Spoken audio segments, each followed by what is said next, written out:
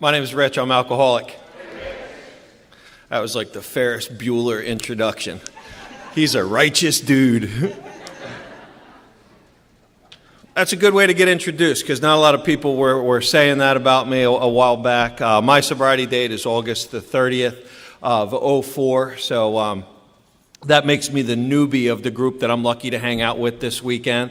And is there anybody in this room in their first year of sobriety? If I could just see a show of hands. Right on.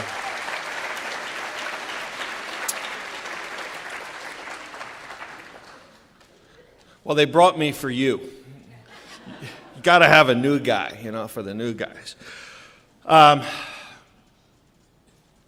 What a day I've had, and thank you for everybody letting me be a part of this. One thing my sponsor always reminds me is that you guys could stay sober without me, but I can't stay sober without you. In fact, you all have been staying sober without me for a long time, and I need you a lot more than you need me. And this cast of characters I get to hang with and learn from and be a part of and smile and laugh with is just unbelievable.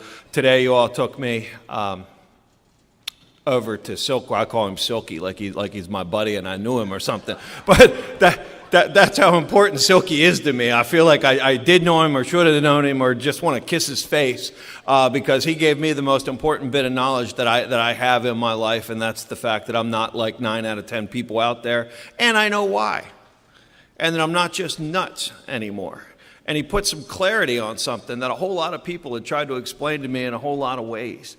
And I lived my life and didn't know what was going on. And the way that I'm going to try to talk about, step one, this powerlessness and unmanageability, is the way that I like to do Alcoholics Anonymous. So if you have different information, your sponsor taught it to you a different way, listen to them. I'm one knucklehead, in AA, here to share with you my experience and my understanding of this information and step as I see it now. And I also know that that's very likely to change. At least I hope it will. Much of what I knew or thought I knew has changed. And that's why I hope I'm not sharing knowledge as much as experience. And the way that I like to do that, one of my favorite books is by a guy named Ernest Kurtz. It's called The Spirituality of Imperfection. And in that book, what Kurtz talks about is the reason that Alcoholics Anonymous works so well. And he says that what we do in AA is to just tell stories, and that it is that simple. And that, in a lot of different places on Saturday nights and Sunday mornings, there's all kinds of organizations trying to talk at spirituality, to define it, to tell you, you're going to pray like this, here's what this looks like, here's how you make your approach. And we don't do any of that in AA. What we do is just tell stories, and in those stories, hopefully, you see a step and God and a whole bunch of other things illustrated through the story. So that's my goal. And with that said, I grew up a little south of here in a place, Baltimore, Maryland, and come from a wonderful family, a mother and a father. I have one little sister, 3 years younger. Nobody in my whole family drinks alcohol, no aunts, uncles, grandparents. There's just no drinking. Any genetic theories of alcoholism, that you're alcoholic because you're like third generation alcoholic, right on. Our book tells me that we as a fellowship have no opinion on how one becomes alcoholic. If you're new, in fact, there's nothing less important, by the way, than how you became alcoholic. It's a total waste of time trying to figure that out, and I know that because I did it for you. It's not that and so I like to tell this story, for the sake of anybody figuring it out and wrestling with this whole thing called alcoholism and, am I one of them or am I not? And what do I do? And how did this happen? Oh my God, how did this happen? It's like a guy whose house is on fire, right? And his home with everything in it that he loves and cares about and is precious is inside that home, and it's burning to the ground in front of his eyes. And the fire department's there, all those hook and ladder trucks, and they've got the fire hose, screwed into the water, and it comes through, and the neighbors are out there, and you know how the neighbors, that's you all. You feed the hose through my front yard, and there's only one problem with this scenario, and that's that I'm up front. I control the hose. And you all are screaming at me, Rich, shoot the hose, please. Your house is burning to the ground. Shoot the hose. And I'm up front going, well, wait a second. First, we got to figure out how this fire started. What could be less important than how the fire started in that moment? And what I am here to tell you, if you get nothing else, is that we have everything you need right here in this book, Alcoholics Anonymous, to put the fire out. No one need leave here, especially after the weekend you're about to get with the folks telling you about the solution. They brought the new guy to tell you about the problem. Imagine that. But you got some guys and gals with long time sober going to clean this thing up and bring us up and out of this mire of alcoholism, buying through the 12 steps. And by the way, that's what AA is, and that's all we offer, is a way up and out of alcoholism, buying through the 12 steps. That took me that sentence right there, it took me a couple of months in AA meetings to figure out kind of the deal here. And in fact, if AA were a business, which it's not, but if it were, we need a product, right? Nike's in the shoe business. We got Coca-Cola's in the soft drink business. And if AA were in a business, we're in the awakening business. And we know that, right, because of our 12th step. Kind of tells us the goal of this whole deal. And what we know on the front end of this from Silkworth and Bill, and by the way, they take about 2/3 of our book explaining the problem to us. So I think it's really important getting the problem, or they wouldn't have used so much of the book, making sure we get it. And the way that Bill writes, he tends to tell us everything 3 times. He says what he's going to say, he tells us again, and then he tells us what he just told us in case we weren't listening, right? And they were on to guys like me. And it says, having had a spiritual awakening as the result of these steps.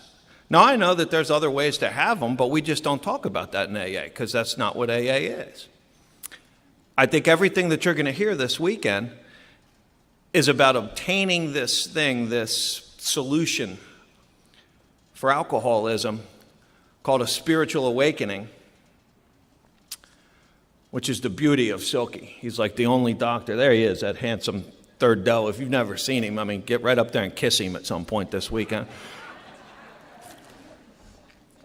He's like the only doctor I've ever met that when confronted with this thing head on, right, what does he say? He says something like, with our ultra-modern standards and synthetic knowledge and, the best of our medical books, we're ill-equipped to treat you folks. Good luck. And by the way, Bill, whatever this spiritual thing is that just happened to you, I'd hang on to that and pursue it, right? Now, this would have been good information for me growing up in this nice house. We're kind of middle-of-the-road family. I didn't know that my parents, I went to this public school up to about 3rd grade, and what my parents did in 3rd grade, I was going to hate them for the next 20 years. This is their big crime. They took me out of the public school to send me to this private school that was a 45-minute away bus ride. And I just didn't see things. That's my alcoholism. I don't see things the right way. And I thought they did that to me. Right? You yanked me out of this school, away from my friends, and you put me on this school bus to go to this private school with these rich kids, and I know that they're rich and that I was poor because they told me that for the first time. 3rd graders are good like that. They just tell you. And I grew up on a little horse farm, and I had chores in the morning. I had to give hay and sweet feed to the horses and muck stalls, so they would call me farm boy and redneck. And what I was beginning to experience, and again, I wish there was like a youth primer course in AA and spiritual principles. I was starting to experience this thing called conscious separation, that somehow I was different from you folks in some way. I was learning what it was because these kids were telling me. I lived in a rural area. They didn't. Their families had more money. We didn't.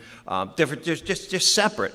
And on the school bus, they reinforced that in Maryland. I don't know if Jersey does this, but in Maryland, the older kids sit in the back of the bus and the younger kids up front. It's like I'm getting some nodding, so maybe you know what I'm talking about. There's like a social hierarchy on the school bus, and if you go to the back of the bus, you get beat up. And I got a kid that they assigned to me. I think the administration did that there.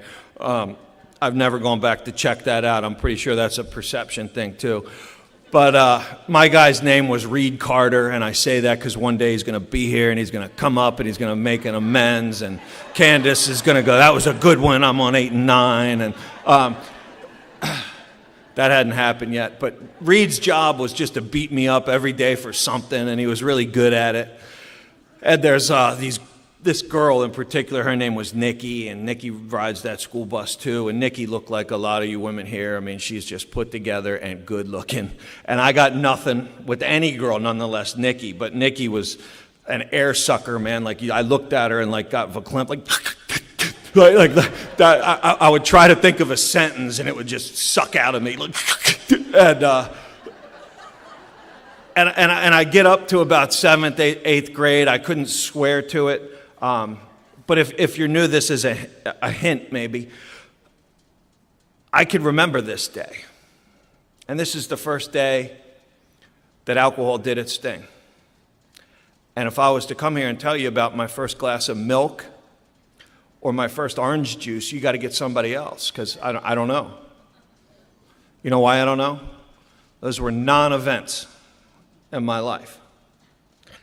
And what I learned from this fella, Silky, is that an alcoholic of my variety, I drink primarily for the effect produced by alcohol. And what happened that day, these guys said, you want to skip last class and you want to do some drinking? And I'd never skipped any class. I'd never done any drinking. And I said, you bet, like I've been doing it all along. And they said, what do you drink? And I said, bourbon. And I have no idea where I got that. I guess from listening to guys like you. I mean, I just thought it was kind of, badass, and that's just what you say. And what they had that day was not bourbon. This is also how you know, if you're new, that you don't know if one day you're going to be asked to do this in AA. I would have shaped my story better, because what those guys had was peach schnapps. And whenever I say that, the whole room laughs at me because it's weenie. I mean, it's like, oh, you drank peach-flavored juice. I might as well be reporting that to you. But what makes me one of you is not what I drank or how often I drank it or even what it did to me. Because alcohol does to the human body the same thing to everybody. You put enough alcohol in a non-alcoholic, they'll get sick eventually. You put enough in it, it's called alcohol poison. Alcohol is a poison. The human body reaches a point where it will expel that.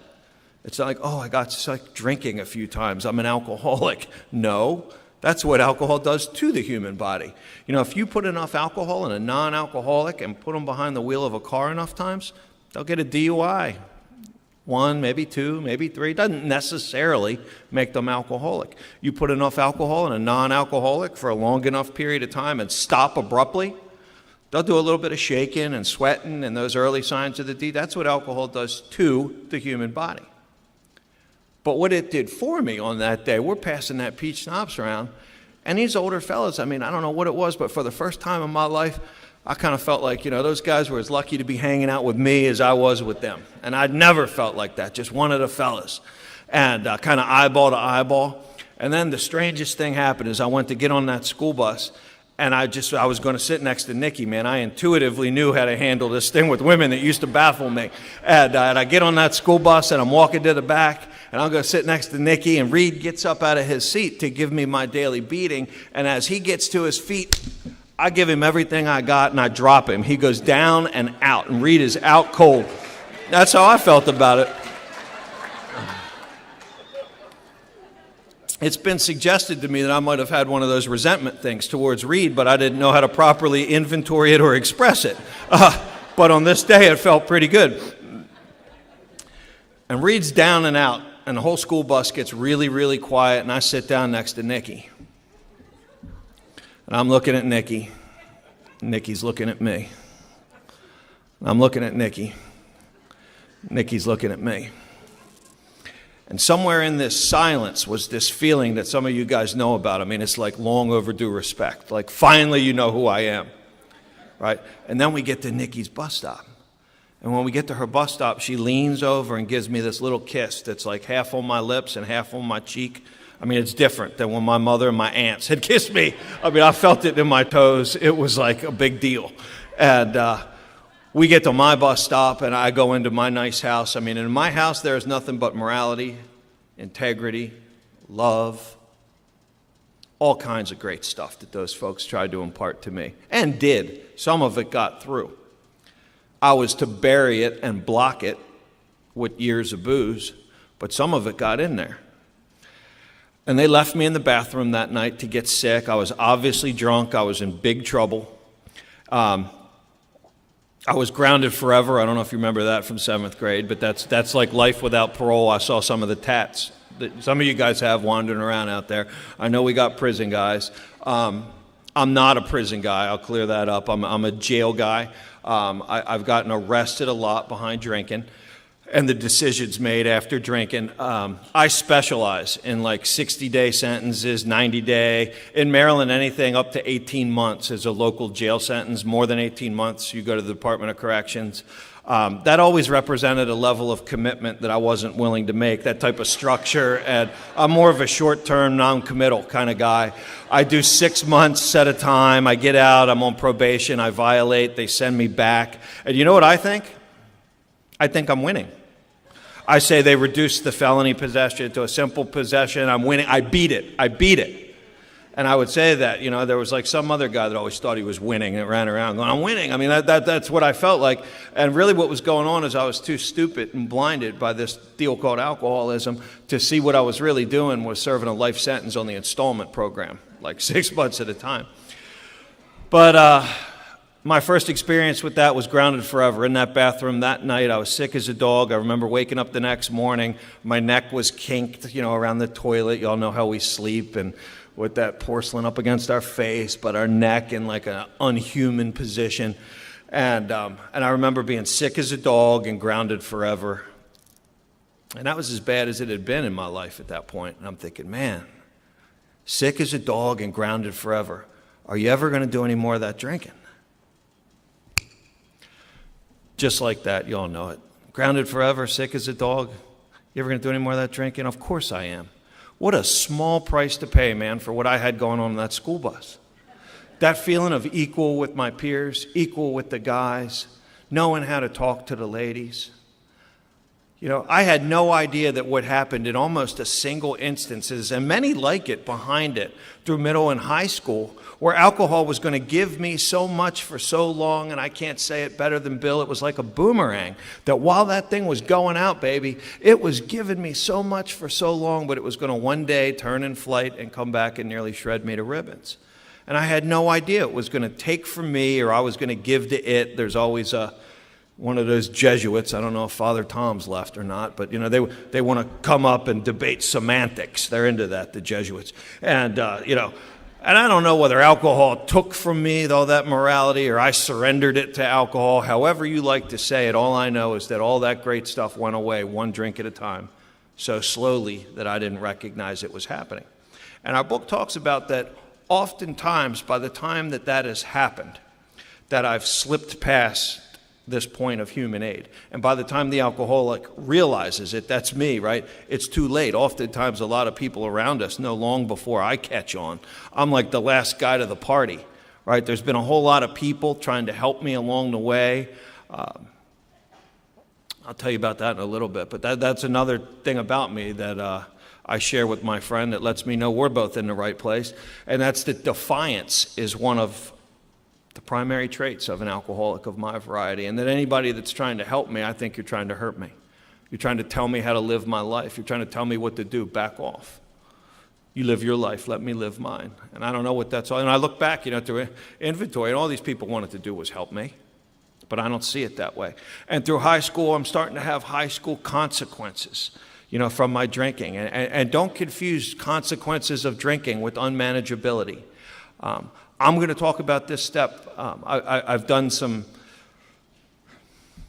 if you take non-conference approved literature and you put it in a book called As Bill Sees It, right? Because it's got letters and all kinds of things that are in there, it becomes conference approved, so then we're allowed to read it. And in there, Bill kind of talks to this a little bit. And what happens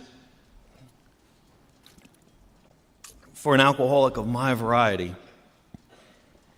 is eventually there's this progression where I may have been able, he talks about this sliding scale of alcoholism, that maybe there was a point where I could have gotten sober on human aid or on self-will, but I probably wouldn't have wanted to at that point, right? Because alcohol was still doing for me more than it was doing to me, or I was willing to let it do to me what it was doing in exchange for what it was doing for me. The cost-benefit ratio was still working, and I didn't think about any of that. But I'm experiencing more consequences, which is different than the unmanageable piece. And what Bill talks about in As Bill Sees It, there's a little letter in there where he says he didn't think, they're talking to him about writing the steps and step one, and he didn't think that after each step, since our fellowship is called Alcoholics Anonymous, that he had to write the words as pertains to alcohol after each step, that we would just kind of intuit that since we're in AA. And I'm aware that the first step takes on a whole lot of meanings over the years, and I've had some real recent first step experiences in all kinds of different areas. But what I'm going to focus on tonight, for the 45 minutes or so that we have, I'm going to try to wrap us up at 8:30 so we can stay on track. Jen will be very happy with me if I do that. And I want to talk about that what I'm going to call my first step, which was the thing that was killing me, which was alcohol, and not like graduate level powerlessness talks, which I'm sure we could certainly get into. But I'm starting to roll cars.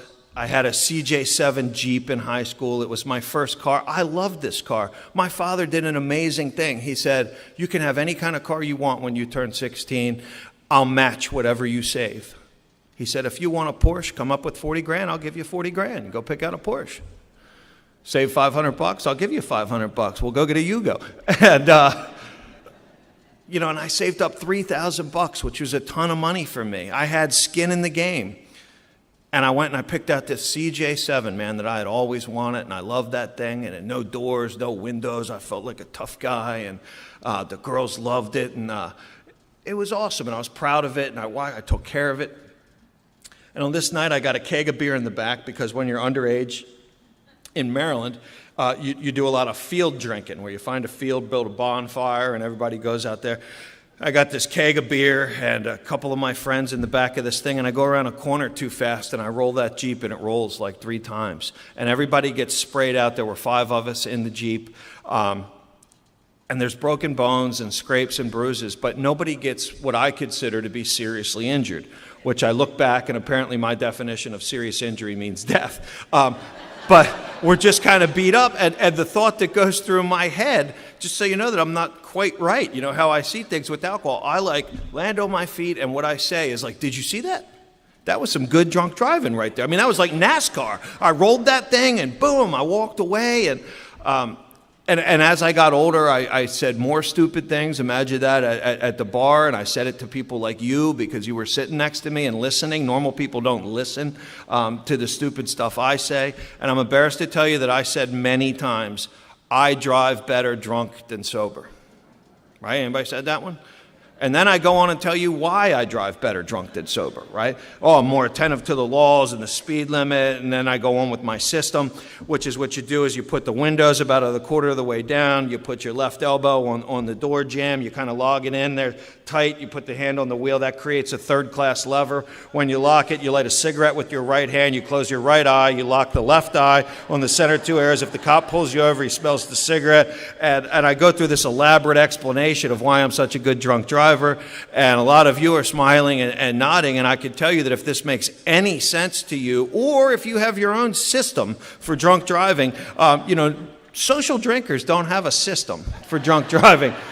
And they're generally pretty disgusted by what I'm even saying. They're leaving. You all are laughing, and they're leaving. They're like, this guy's joking about drunk driving, right? And so that stuff's starting to happen. My parents are leaving me in jail for the weekend. I have a father who's a great guy, man. He says, things of integrity. Like, if you get yourself in there, get yourself out. We've taught you better. Don't call here. You get yourself in, you get yourself out.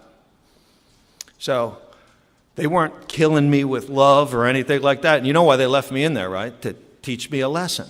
And I told you, there's going to be a whole lot of people that are going to try to teach me a lesson. And there's something about an alcoholic of my variety, right, that kind of stuff goes right by. It may capture the attention of a hard or a heavy drinker, I don't know who, but it didn't catch mine. And it just keeps continuing.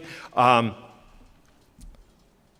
know from some of these later steps that people are going to talk about that, in 6 and 7, that God gives us all certain talents and abilities and shortcomings, and we are the package that we are, and we did nothing to make it so. So I just need to say thank you and be grateful for the good and the bad and acknowledge it. It's one of the root words of humble is the word humus, from the soil, the root, the most base element of who and what we are. And what God gave me is when I read things, I remember them. I could usually tell you what page it is and kind of where it is. If you're fully photographic, you could say the line. I can't do that. But because of that, I don't buy books in school. That's good drinking money, right? But the night before the test, I go to the library. I read the whole book. I could spit it back out the next day and get an A. So I'm like a straight A student in private schools. They're moving me through. They put awards around my neck. They say Latin words like cum laude and things like that, and people celebrate you and send you across stages. But what I'm not getting are any of the life lessons, right? I'm not really becoming a connected human being. I'm not learning about working together for a common result, working together to get somewhere. I'm not learning about a work to reward ratio.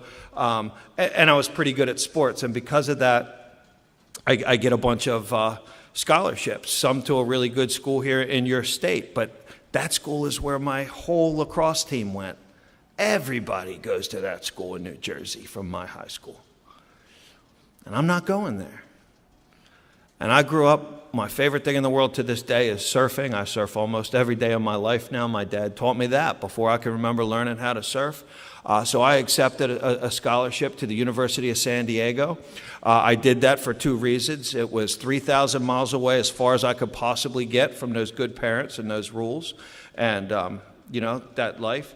And there was good surf. And I overlooked a huge thing. It was a Jesuit school. And I didn't know what the Jesuits were, what they stood for, but I now know. And my life's starting to get a lot more complicated because now I have 2-a-day soccer practices at that school. It's a Division I sport. They take that pretty serious, it turns out, when they give you that money to go to school there. I think that school was $33,000 a year. It's a lot of money to pay for a kid, And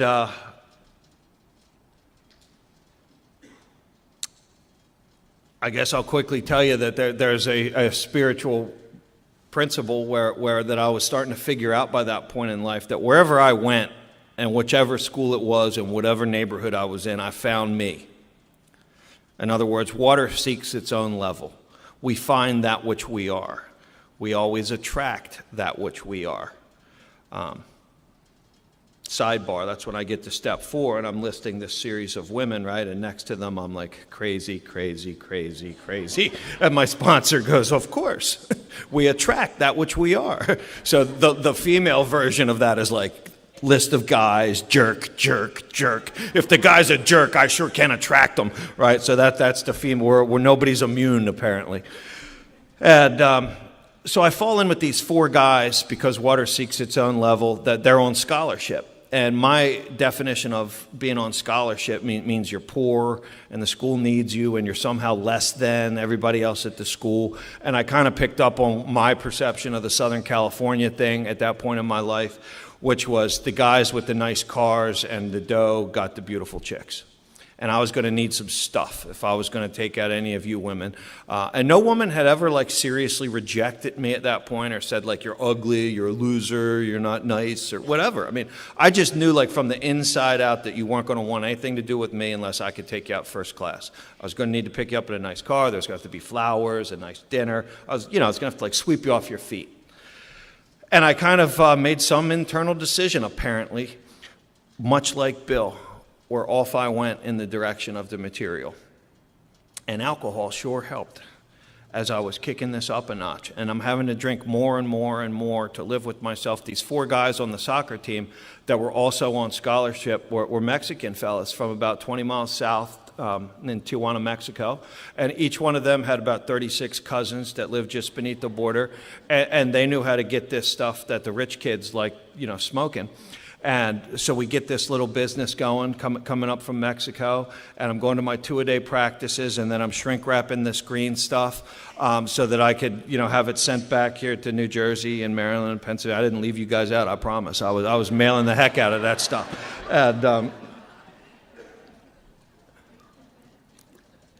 And then I get assigned a lady, her job, and I'm having to drink more and more and more to blot this out, the book. And I don't know what's going on with it. I just know that the intake is coming up.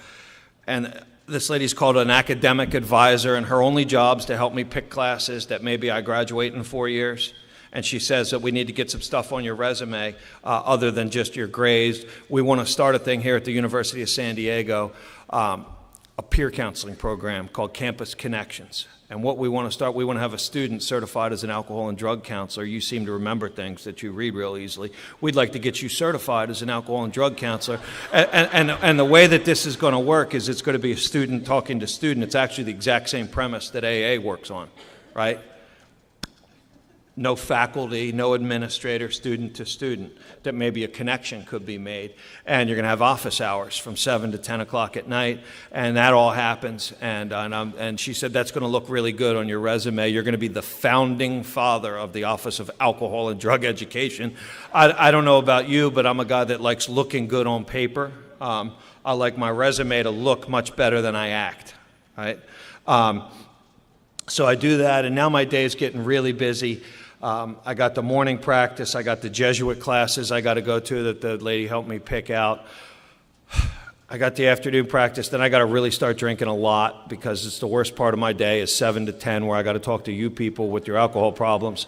And I'm giving out pamphlets for AA left and right. I'm like your #1 ambassador, public relations. Like you need AA, you need AA, you need AA. By the way, if any of you need to chill out a little bit, wait till after 10 o'clock, come see me in my dorm room. We'll get you smoothed out a little bit. And then I got to drink a lot to fall asleep at night, right? And I had no idea what was going on inside of me when our book says that often the alcoholic lives a double life. If I'd have had just 2 going on, that would have been really good, but I had a lot more things than just 2. If my little sister had talked to my parents about the different stories I was telling them, there would have been trouble. If my teachers talked to the registrar's office about which classes I was really enrolled in and attending, there would have been trouble. If my coach would have talked to my teachers about what I was really doing in class and whether I was going trouble. If my girlfriend had talked to my other girlfriend, big trouble. And it takes a lot of energy to live life like that and keep it when I'm burning up. And I would have told you I drink like I drink just to take the edge off. If you were as busy as I was, you'd need to drink like this too. I'm involved in a lot of things. I got a lot of irons in the fire. I'm a hard worker, work hard, play hard, all those lines, right? Like I've said them and I experienced it. I know what that means. And by my senior year, I switched from the green stuff to the white stuff because it's a lot more money. And I'll tell you what my life looks like. I bought my first house in La Jolla, California. It's 423 Nautilus Street. It's the 3rd house on the right at Windansea Beach, but I don't surf anymore. It's one of the best surf spots in the world is Windansea Beach in San Diego, and I don't surf anymore. See, because when you drink like I drink, my alcoholism takes every single joy, passion, hobby, anything that gives me any internal sense of joy and being and presentness, it snatches that right away. Plus you surf in the morning when like the waves are feathering back with the offshore winds and stuff and the dolphins are going past. And I don't wake up in the mornings when I'm drinking. The only thing I do in the morning is cuss at those birds. You guys remember the birds? It was like, oh man, they're up again. And, so that's how I'm living. I'm driving a silver BMW convertible. It's got a number on the back that lets you know that this isn't one of the ones they sell in the United States. It's a European model, had to be imported here. I'm dating the prettiest girl in the college, or at least that's what you guys say, so I date her. I still have no idea if I liked her. And that's how I'm living my life. And it's about 5:30 in the morning. And that girl's there, and the next thing I know, boom, boom, boom, every single door in the house comes in. I'm on my stomach in plastic zip ties, and off I go to the federal penitentiary, which is called the Metropolitan Correction Center. They call it MCC in downtown San Diego. There's a federal sentencing guidelines going on in those places, which means the judge does not have a choice in how long he wants to sentence you. The newspaper, Union Tribune, Los Angeles Times, my mom saved one for me because moms are really good like that. And it says Jesuit student, 27 kilos of cocaine, but the federal sentencing guidelines say 46 to 60 years.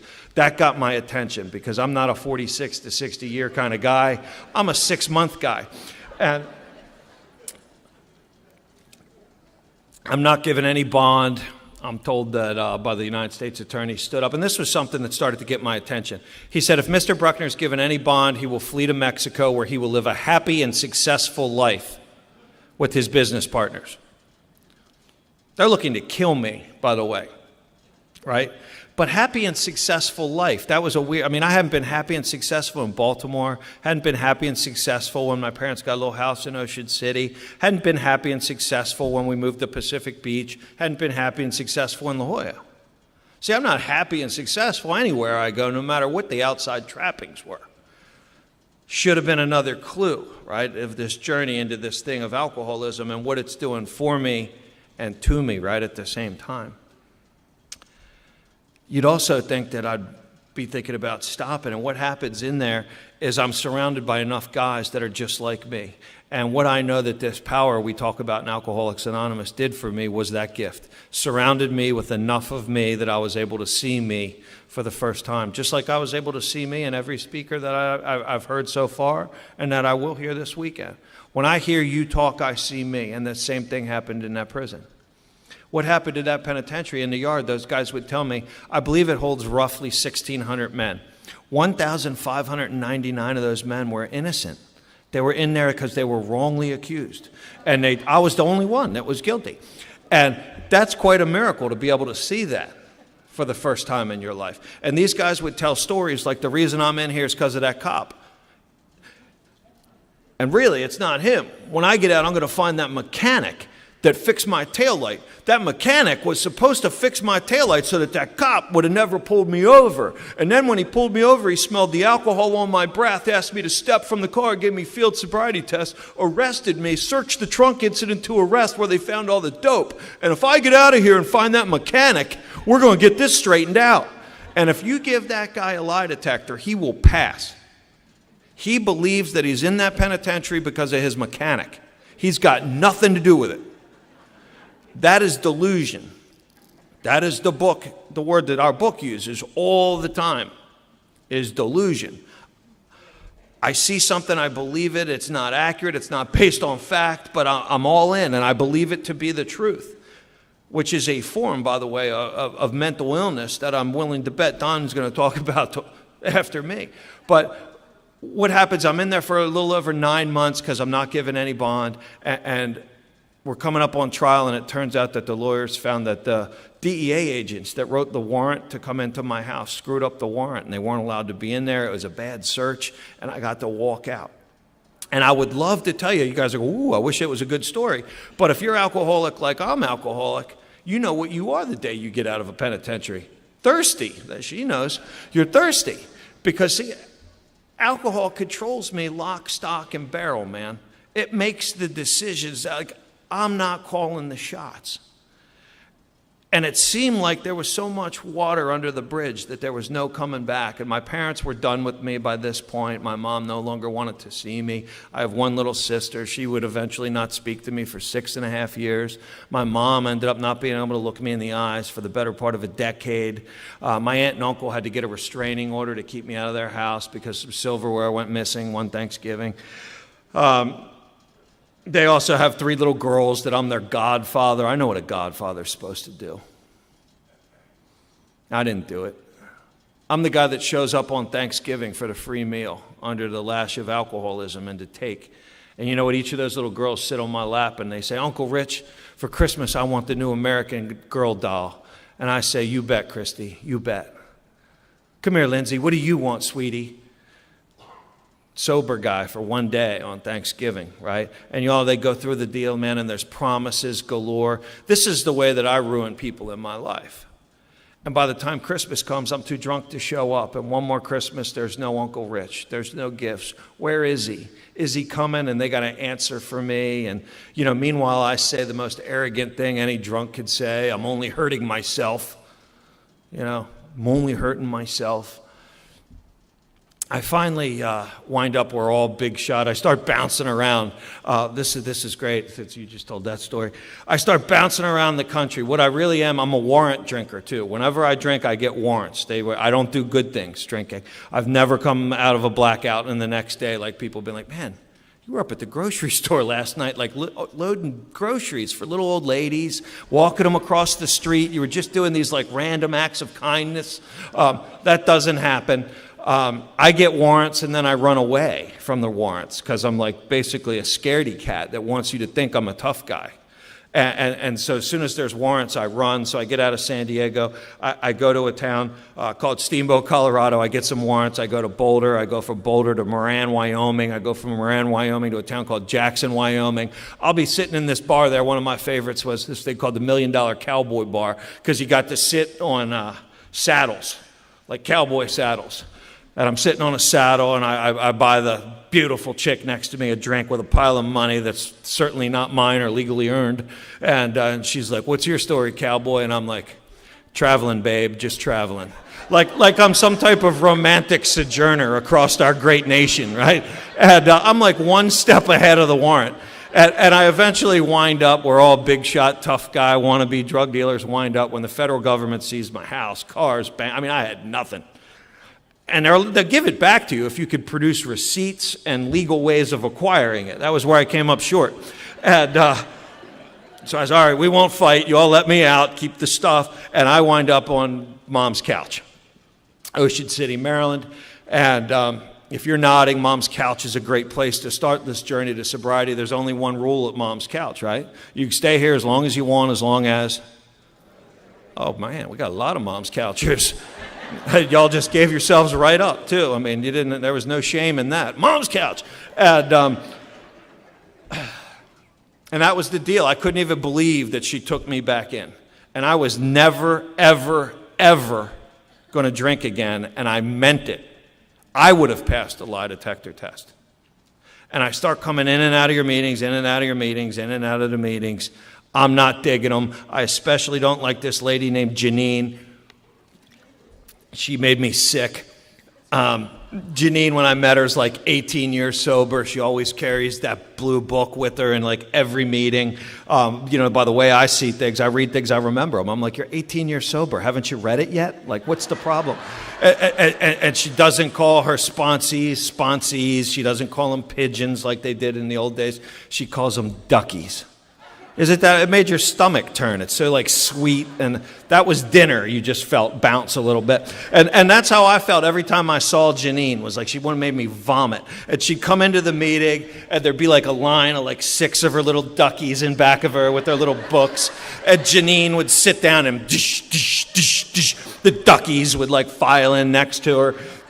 And then we get to the end of our meetings, and they give out these chips in Maryland for like 30 days, 60 days, 90. You get like 1 second to say how you got it.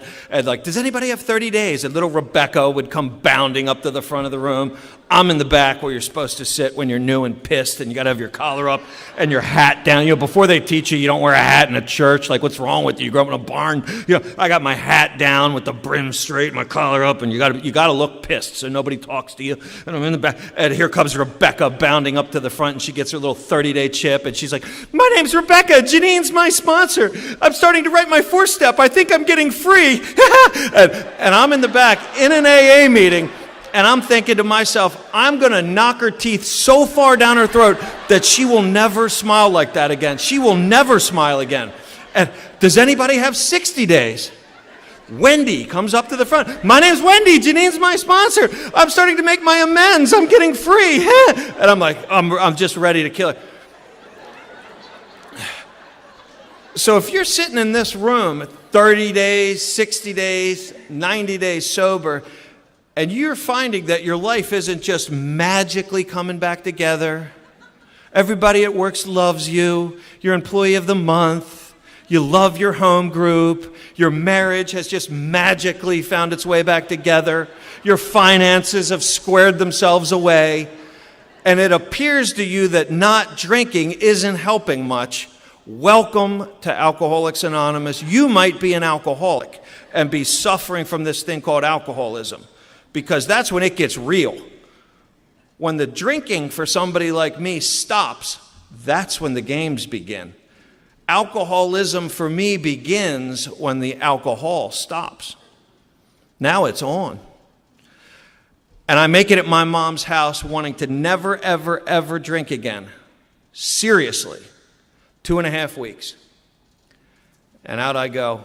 I do a residential burglary on my mom's house. My mom is the person I love the most in this world.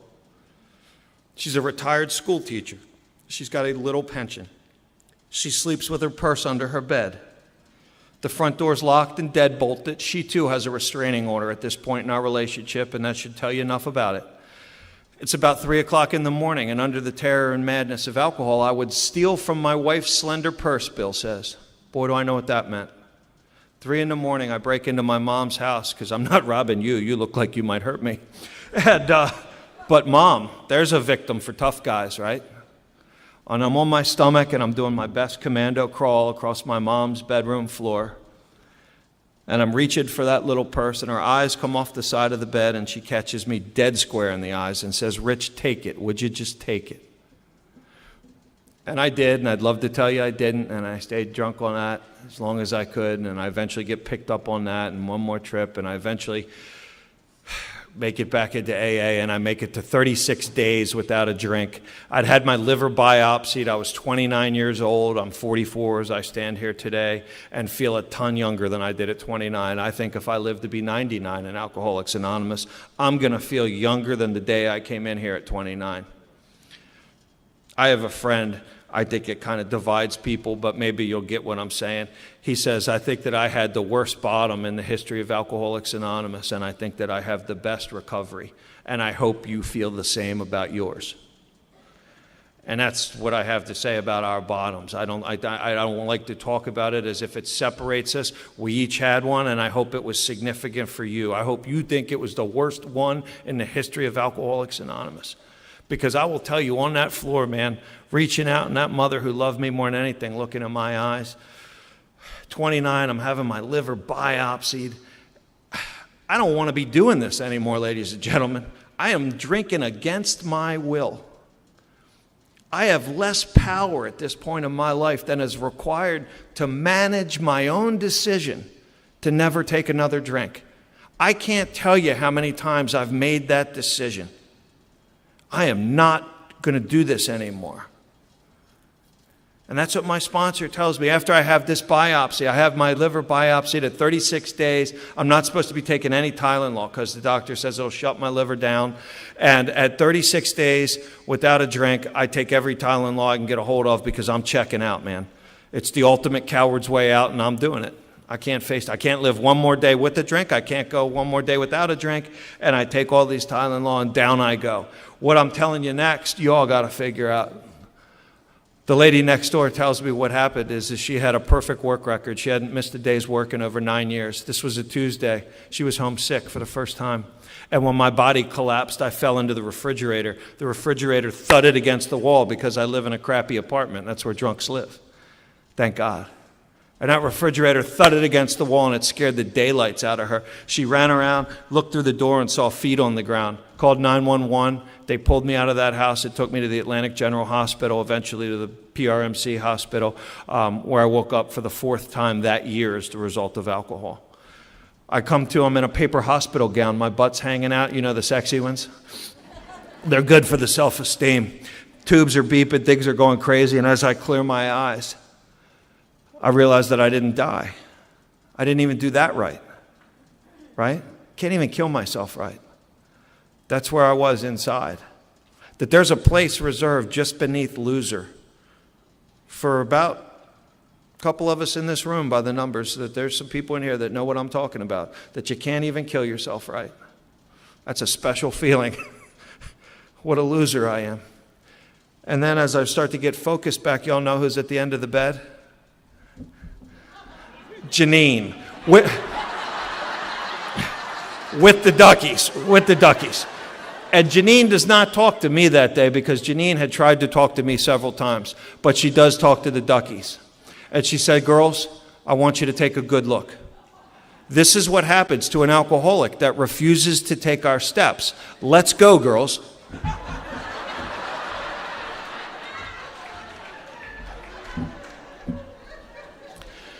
And that was it. I didn't know that was going to be it, but that was it. And when I found Jim was to be my first sponsor. He got me into this, introduced me to Silky and Bill's story. And I had no idea when I got to Bill's story and I started reading about that. He was in the hospital too, but he got a bright light and a cool breeze.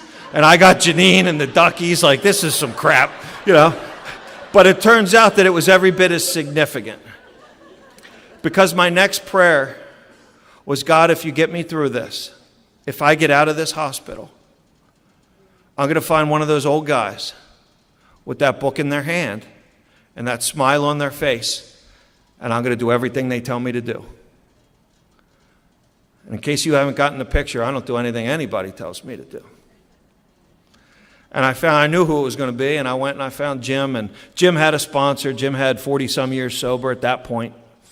And his sponsor was a man named Clarence Snyder, who had a sponsor by the name of Dr. Bob Smith, and I just like knowing what I'm getting and where it came from. And now I have two sponsors. Jim has gotten up in age and is unable to know what's going on. And he turned me over to some other gentleman that came pre-approved by him, and his name was Roger, and then Roger hooked me up with Bob, and both of those men are holding me in great stead. And as Jim started to walk me through this book and the doctor's opinion and introduced me to this concept that I have this allergy of the body that manifests itself in this thing called a phenomenon of craving. And craving, as we use it in Alcoholics Anonymous, means that once I ingest any alcohol into my body, that first drink asks for a second. The second begs for a third. The third demands a fourth. The fourth insists on a fifth, and I want the sixth drink more than I ever wanted the first. And Silky says that never happens in the average or temperate drinker. So if what I just said made any sense to you, I welcome you to Alcoholics Anonymous. That is the physical craving of alcohol. Now that alone wouldn't be a big deal, that allergy. An allergy is just simply an abnormal reaction to any food, beverage, or substance. Alcohol is a depressant. It does not act as a depressant on me. I don't know about you. You put about 3 to 5 drinks in me and we're going out, baby. You can't strap me down. You know where the best party is? Over there, whichever one I'm at. The other bar's better. The girls are over there, the band's over here. I'm a moving around kind of drunk. I know there's others that were sedate. I don't know about that. I'm a moving drunk. And that's an abnormal reaction. I know that my wife is not alcoholic. She will have a glass of wine about halfway through it. She's reading a book and goes, I think I'm going to turn in. I'm getting a little tired. That's weird, right?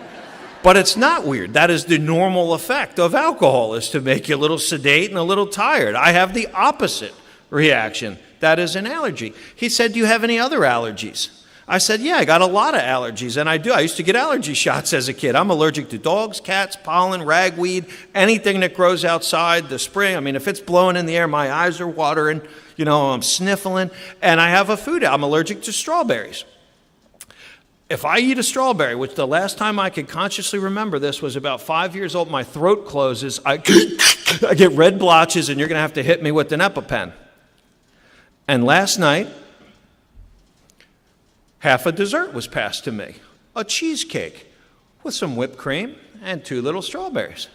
And I scraped those to the side, and I enjoyed the cheesecake. I did not step outside and have to call my strawberry sponsor. I don't go to Strawberries Anonymous. I didn't longingly look at them on the side of the plate. None of that. How come? How come? Because my relationship to alcohol is based on what I get from alcohol, that the alcoholic drinks primarily based on the effect produced by alcohol, right?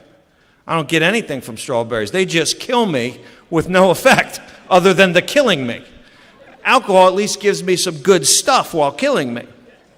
If you're confused, right, one of the things I like to do in first step discussions is tell me about the effect produced by alcohol for you.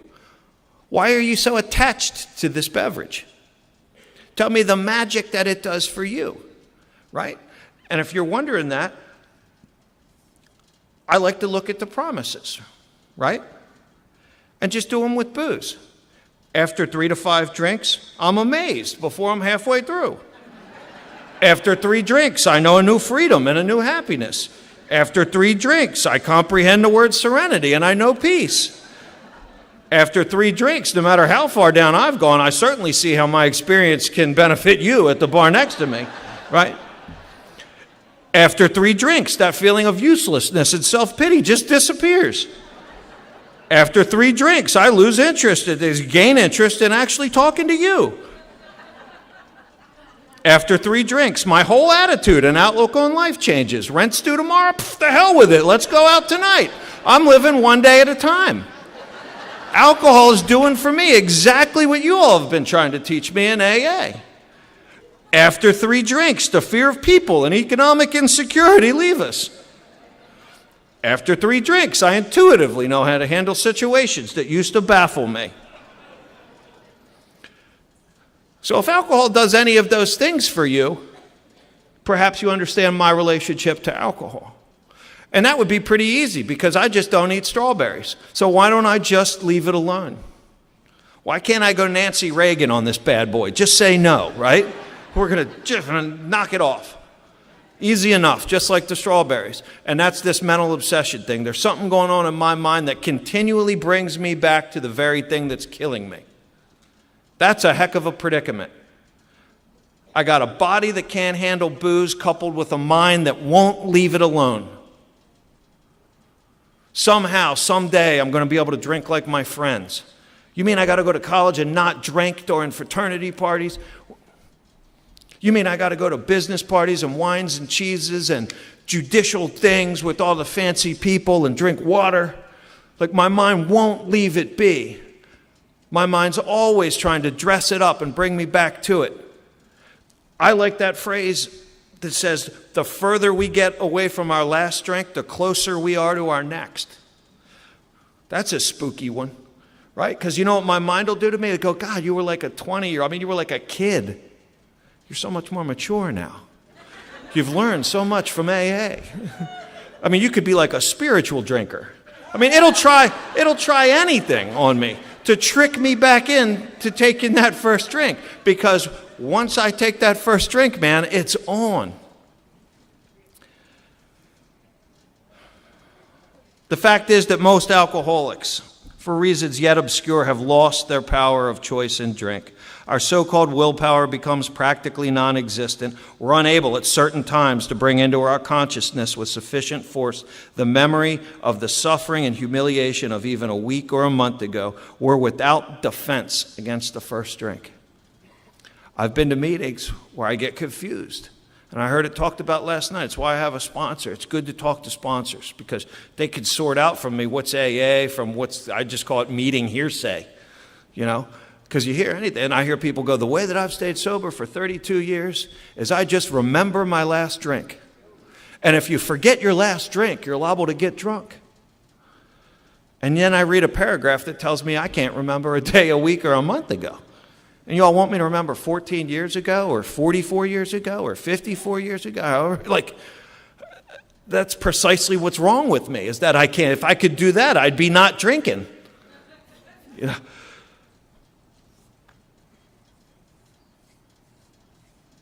We learned that we had to fully concede to our innermost selves that we were alcoholics. This is the first step in recovery. Talks about some of the methods that we have tried. I love the meetings. Out in California, they read that instead of the steps. They read those first couple pages of more about alcoholism. A lot of meetings in San Diego, right? We switched from liquor to beer. No more shots. That's the problem. It's the tequila. Cowboys are knocking off the tequila. I'm going to switch from it's the brown liquor. I got to go with the white liquor. If I just leave the shots alone, I'll be fine. It's the Rumpelmans, you name it. We're going to do all these switching ups. It's if you have a saying, okay, here goes for the new people, right? Liquor than beer, nothing to fear. Beer than liquor, never sicker. Guess what that is? That's a method for trying to control and enjoy my drinking. If you know these little rhymes, and they're like, yeah, right? And if you're an extracurricular outside issuer, right, you know that you don't want to smoke the stuff after you've been drinking, because then the room's going to spin, and you're going to do this. I'm going to do this before and then this after. And if you're in the figuring it all out, here are some of the methods we tried. And I got to tell you, because it's worth saying, and then I'm going to shut up, here are some of the methods we have tried. I tried coming to a lot of AA meetings. 7:30 meeting, noon meeting, night meeting, get drunk. 7:30 meeting, noon meeting, night meeting, get drunk. I'm a guy that will mop your floors. I will scrub your toilets with a toothbrush if you ask me to. I love Alcoholics Anonymous. I'll set up every chair in the room and break it down. I'll go to Denny's with you. I'll eat crappy cake with old people when I'm 20. I'll do any of it you tell me to. As a matter of fact, I'll do everything in Alcoholics Anonymous except Alcoholics Anonymous, which is 12 simple steps that you all are going to hear about this weekend. And if I've done anything, I hope I've painted a picture of the horrible hopelessness of step one, of this thing called alcoholism, of a mind that will not leave the booze alone no matter what, and a body that can't handle it. In short, I'm screwed. That would be a very short talk on step one. I'm screwed.